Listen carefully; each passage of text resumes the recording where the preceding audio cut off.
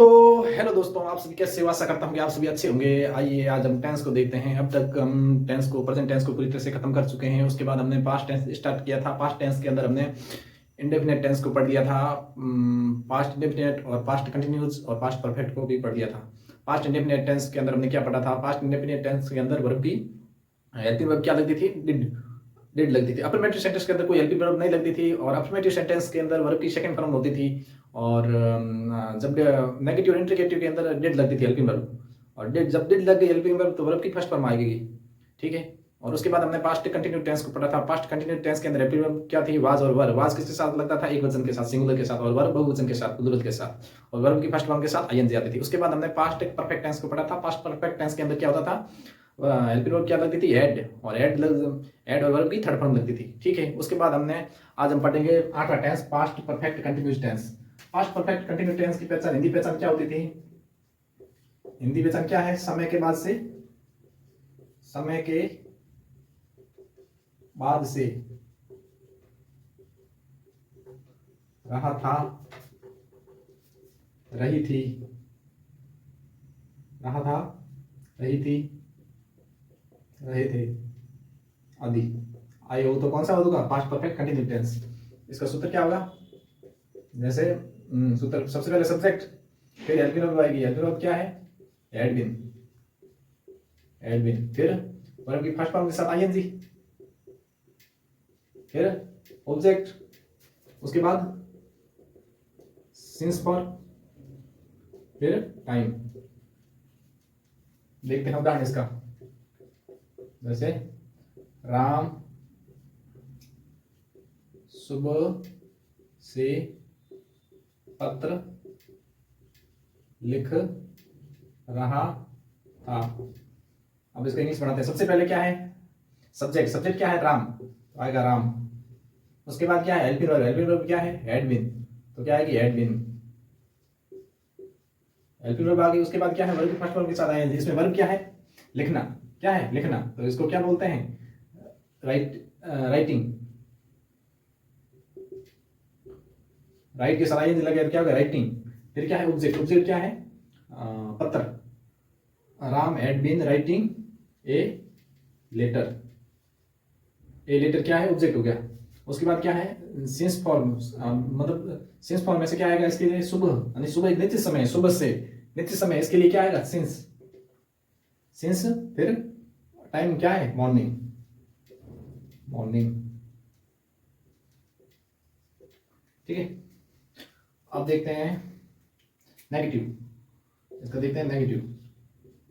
Negative क्या आएगा? Negative के अंदर सूत्र देखते हैं। सबसे पहले सब्जेक्ट, फिर हेल्पिंग वर्ब आएगी क्या? Had been. Sorry, helping verb क्या आएगी? हेल्पिंग वर्ब आएगी क्या?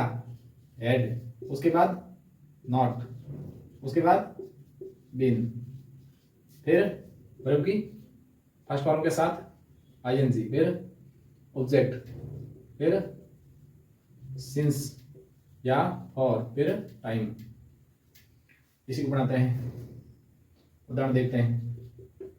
राम सुबह से पत्र नहीं लिख रहा था। तो इसका देखते हैं, वाक्य देखते हैं। सबसे पहले क्या है? सब्जेक्ट। सब्जेक्ट आ गया राम, राम। फिर हेल्पिंग वर्ब क्या आएगी? Had, Ram had.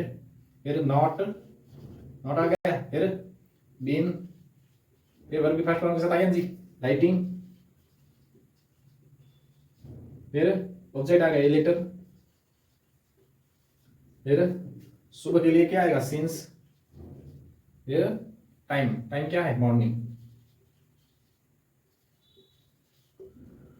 तो दोस्तों, आप हमने नेगेटिव देख लिया है। अब आगे देखते हैं इंटरगेटिव।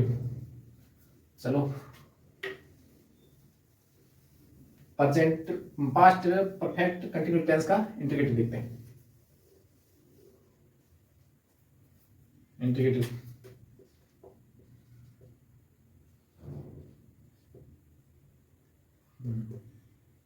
INTERROAGATIV इंटरगेटिव देखते हैं। सबसे पहले क्या आएगा? सबसे पहले हम सूत्र देखते हैं। सबसे पहले हेल्पिंग वर्ब आगे आ जाएगी। सबसे पहले हेल्पिंग वर्ब आगे आ जाएगी, हैड, फिर सब्जेक्ट, फिर बीन, फिर सब्जेक्ट के बाद क्या आएगा, बीन के बाद वर्ब की फर्स्ट फॉर्म के साथ आईएनजी, फिर ऑब्जेक्ट, फिर सिंस, और फिर टाइम। ठीक है, देखते हैं, यही देखते हैं, इसी वाक्य को देखते हैं हम इंटरगेटिव। उदाहरण, क्या राम सुबह से पत्र लिख रहा था। तो सबसे पहले क्या आएगा, हेड, हेल्पिंग वर्ब हेड आ गई, फिर सब्जेक्ट, हेड राम, फिर been, had Ram been writing, writing, फिर ए लेटर, फिर ऑब्जेक्ट आ गया ना, ए लेटर, लेटर, फिर ऑब्जेक्ट आ गया, उसके बाद सिंस फॉर्म में से सिंस मॉर्निंग।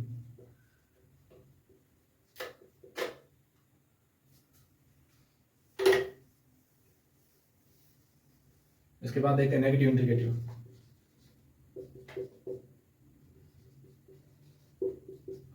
सबसे पहले क्या आएगा, एड, फिर सब्जेक्ट, फिर नॉट, फिर बीन, फिर वर्ब की फर्स्ट फॉर्म के साथ आईएनजी, फिर ऑब्जेक्ट, फिर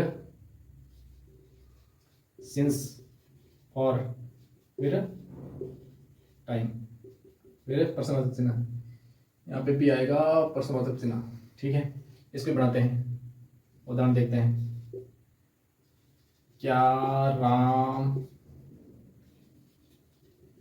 सुबह से पत्र नहीं लिख रहा था।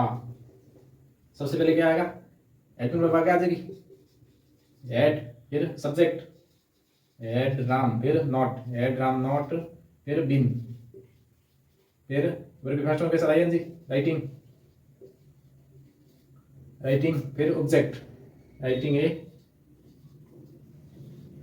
ऑब्जेक्ट आ गया ए लेटर, फिर सिंस, फिर टाइम, टाइम मॉर्निंग।